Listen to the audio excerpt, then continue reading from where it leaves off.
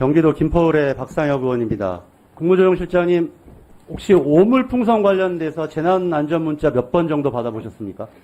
제가 쉬어보진 않았지만 지금까지 오늘 아침까지 한 25번 정도 그 오물풍선이 배포가 됐기 때문에 예, 오늘 새벽 5시 40분에도 왔죠. 네. 대통령실이나 1급 보안시설인 공항까지 뚫려서 국민들이 불안해하고 있습니다.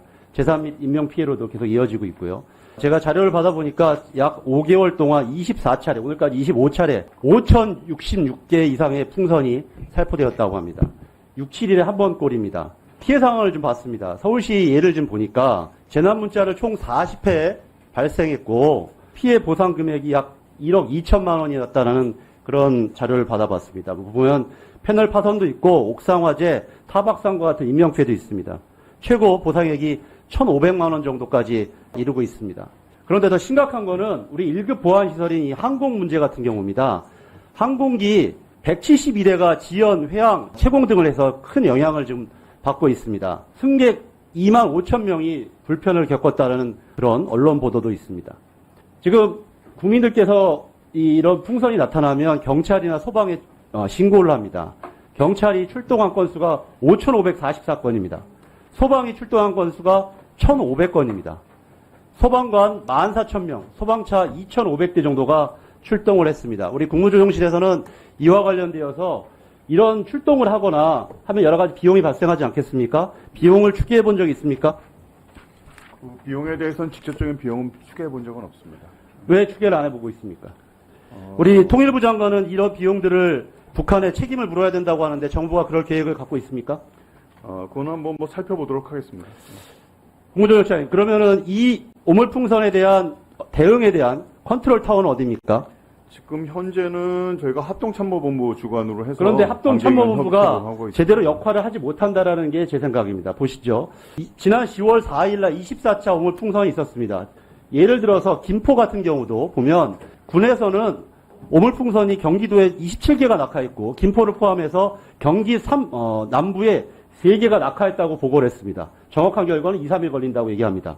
그런데 소방은 김포에서만 14건의 잔해물을 처리했다고 보고가 왔습니다. 그리고 초등학교 상공에 오물풍선이 나타나고 해서 학생들이 대피하는 사례가 있었습니다. 제가 신고를 받고 교육청에 제가 직접 전화를 했었습니다. 교육청은 아예 알지도 못했습니다. 실제로 학교에 옥상에 떨어져가지고 제가 전화를 한 이후에나 보고를 해왔습니다. 이렇게 제각각인 대응 양상이 있는 곳에서 합참이 이렇게 다양한 민간 영역에 있는 곳에서 어떻게 대응을 하겠습니까? 가장 심각한 것은 저는 공항이라고 생각하는데요.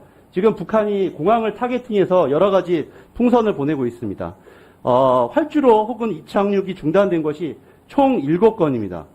그 중에 최근 한 달에만 4건이 발생을 했습니다. 지금 공항을 아주 타겟팅을 하고 있는데 아시는 것처럼 공항은 1급 보안시설이죠. 그런데 문제는 합참은 보시는 바와 같이 이런 오물풍선이 나타나면 오물풍선이 나타났다 이렇게만 전달만 할 뿐 이것을 어떻게 해야 되는지에 대해서 전혀 지시나 지침을 주지 않고 있습니다. 국토교통부 본부도 이와 관련되어서 어떤 지침도 주지 않습니다. 물론 현장에 있는 관제팀장이라든지 이런 부분이 담당을 해야 되겠지만 만약에 비행기가 뜨고 내려야 되는지 활주로를 제대로 사용하는지 못하는지 이런 부분과 관련되어서 사고가 발생하면 누가 책임을 져야 됩니까? 실장님.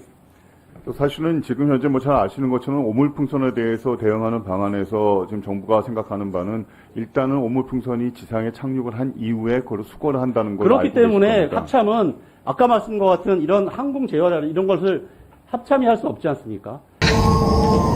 북한과 마주보는 강화도의 한 마을. 평화롭던 이곳은 약 2달 전부터 북한이 트는 대남방송 소음에 시달리고 있습니다. 창문을 닫아도 소용이 없습니다.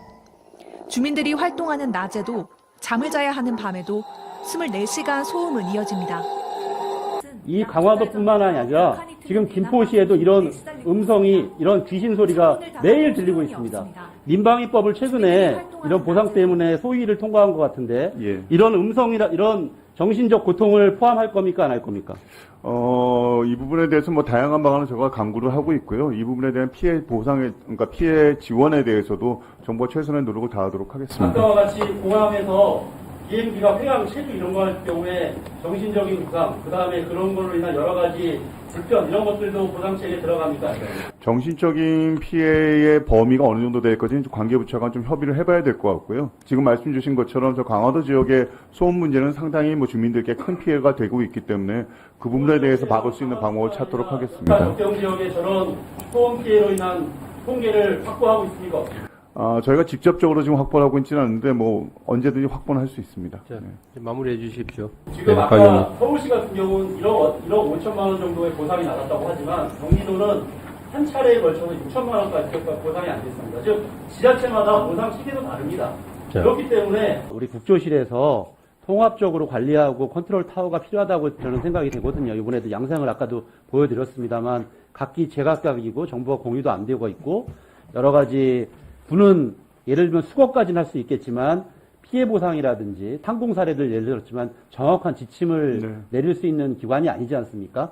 어떻게 하시겠습니까? 이와 관련해서 좀 적절한 조치를 취할 용의가 없습니까? 예, 관계부처와 협의해 보겠습니다. 왜냐하면 오늘도 나왔지만 이 북한이 오물풍선에 헬륨이 아니라 수소를 넣고 있다고 합니다. 그러면 앞으로 가을철, 겨울철에 대형 화재로 갈 수도 있고 지금 공항을 타겟으로 갈 가능성이 높기 때문에 이런 문제들에 대해서는 지금 제대로 된 대비책을 하지 않으면 결국 더 큰 우리가 비용과 대가를 치르게 된다는 점 때문에 강하게 말씀드리고 근본적으로는 대북 삐라에서부터 시작한 문제라서 이거에 대한 적절한 조치부터 취해져야 된다고 생각합니다.